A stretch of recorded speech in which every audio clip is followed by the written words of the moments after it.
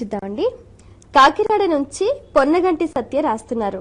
పూజ గదిలో సూర్యనారాయణమూర్తి ఫోటోలో గుర్రాలు ఉంటాయి కదా, మరి అటువంటి ఫోటో ఉండవచ్చునా, వివరించండి అంటూ రాస్తున్నారు. సూర్యనారాయణ ఫోటోలో గుర్రాలు ఉంటాయి, విష్ణువు ఫోటోలో గరుత్మంతుడు ఉంటాడు, శంకరుని ఫోటోలో నందికేశ్వరుడు ఉంటాడు.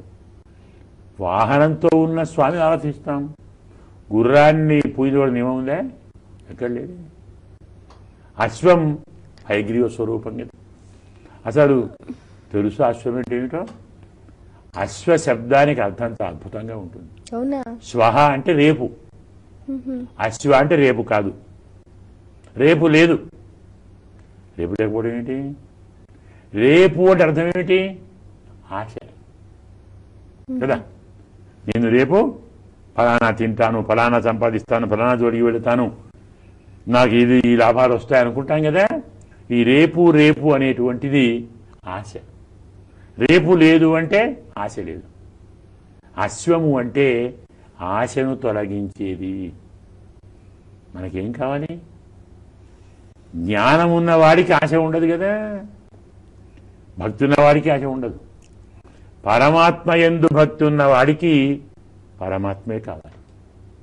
ప్రహ్లాదుని అడిగాడు స్వామి, వరం కోరుకోరా, ఏం కావాలో ఇస్తానురా. స్వామి నన్ను కూడా పడేస్తున్నావా, వదిలిపెట్టవా నన్ను కూడా? నాకెందుకయ్యా కోరికలు నువ్వు ఉన్న తర్వాత? కాదురా, పెద్దవాడిని వచ్చానురా, పిల్లవాడవు కదా. పిల్లలు దగ్గర ఉన్నప్పుడు ఊరికి వెళ్ళకూడదు కదా. బిస్కెట్లు చదివిపోద్దా. రిక్తహస్తే నోపేయాత రాజానం దైవతం గురుం అంటాం. రాజుగారిని దైవం దగ్గర, గురువు దగ్గర, పిల్లల దగ్గర ఉత్తేజంతో పోకూడదు. పిల్లవాడ వచ్చావు, ఏం కావాలో చెప్పురా, నా పడుగు నిలబెట్టురా. పెద్దవాడు అడిగాడు కదా. ఎంత బాగా అడిగాడు ప్రహ్లాదుడు అంటే, అయ్యా ఇక ముందెప్పుడు నా మనస్సులో కోరికలు రాకుండా ఉండేవరం ఇవ్వన్నాడు. కోరాడు కదా. ఎలా కోరాడు? ఇది కావాలి, ఇది అన్ని, దాన్నే అశ్వం అంట. కోరికలు లేకుండా ఉండుట అశ్వం. అందుకే అన్ని మూర్తుల కంటే హయగ్రీవ మూర్తి ఉన్నాడు కదా స్వామి. ఆధారం సర్వ విద్యానాం. ఎందుకు ఆధారం అయ్యాడు? ఆశ లేకుంటే కదా జ్ఞానం వచ్చేది. ఆశ ఉంటే ఉన్న జ్ఞానం కాస్త పోతుంది. అందువల్ల అన్ని ఆశలు తొలగించి పరమాత్మ యందు ప్రీతి కలిగించి పరమాత్మ సేవ చేయించేటువంటి స్వభావం అశ్వానికి ఉంది. అందుకే ఆయన అక్కడ ఎక్కాడు. అవి అందులో అశ్వాలు కూడా 7 అశ్వాలు చెప్పుకుంటాం కదా, సప్తాశ్వములు అంటాం కదా.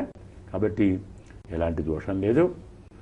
ఏ స్వామి ఉంటాడో ఆయన వాహనాలు ఉంటాయి, ఆయన ఆయుధాలు ఉంటాయి, ఆయన యొక్క పేర్లు ఉంటాయి, ఆభరణాలు ఉంటాయి, పత్ని ఉంటుంది, పుత్రులు ఉంటారు. ఇవన్నీ ఉండవలసినవి, హాయిగా ఆరాధన చేయవలసినవి.